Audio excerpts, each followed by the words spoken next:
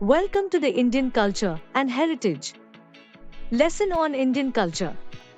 By the end of the video, you will learn about the characteristics of Indian culture, the cultural identity based on religion, region and ethnicity, the cultural influences and its importance in human life.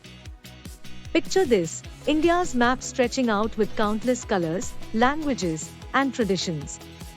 We're like a cultural kaleidoscope.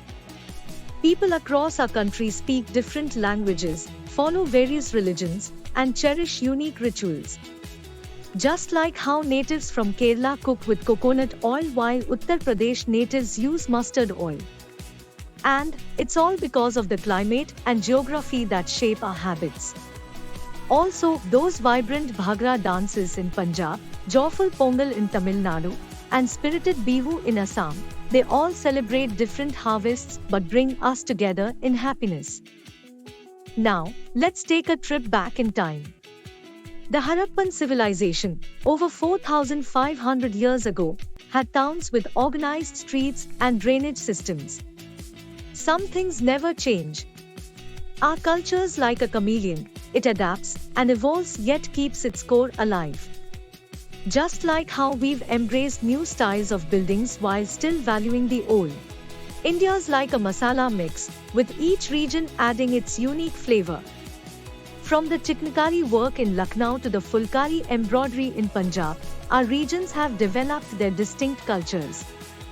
Our ancestors were like cultural explorers, traveling across the land for trade and pilgrimage, spreading ideas and unity. India is the land of unity in diversity.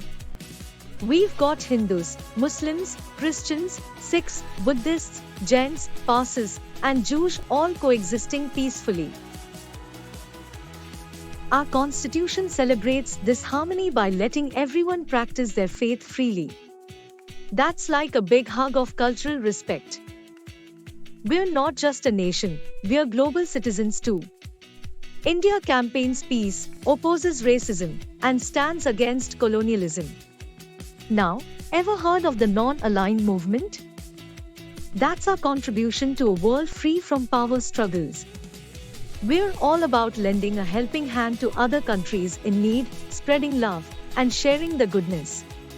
Next, let's talk about the heart and soul of our culture. We're not just spiritual dreamers, we're practical thinkers too. Our ancient civilization was advanced, we knew about math, science, and even traded with faraway lands. Our culture encouraged diverse thoughts and beliefs, from atheistic philosophies to deep spiritual insights. Picture India as a colorful mosaic, with each piece representing a different identity. Now, imagine you're in Tamil Nadu, where Brahmins have distinct cultural traits. These traits differ from those of Kashmiri Brahmins way up in the north.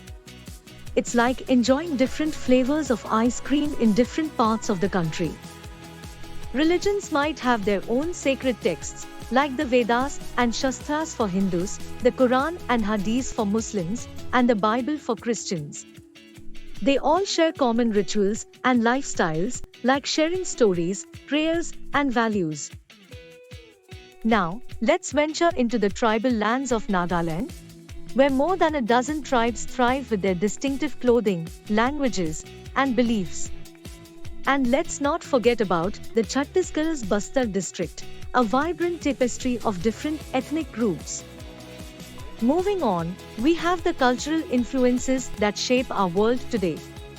Think back to the freedom struggle. The iconic Gandhi cap and the use of khadi became symbols of our national culture, uniting us as one. Even Western styles like those fancy aristocrats and civil servants once adopted have left their mark on us. The powerful influence of mass media has shaped our shared popular culture. Films, television, and radio are like wizards casting spells on our perceptions, blending traditional and modern issues seamlessly. As you navigate this colorful landscape of Indian culture and heritage, remember that you're part of a beautiful mosaic that's rich, diverse, and ever-evolving. That brings this lesson to an end. For additional information on this lesson, please look at the content below the video in the online course. To get a list of the important questions and their answers for this lesson, please refer to the guidebook by our publications provided to you with this course for free. It shows you a list of all the questions that have the highest chance of coming in your next exams based on research carried out on previous year question papers. All the best, and I'll see you in the next lesson.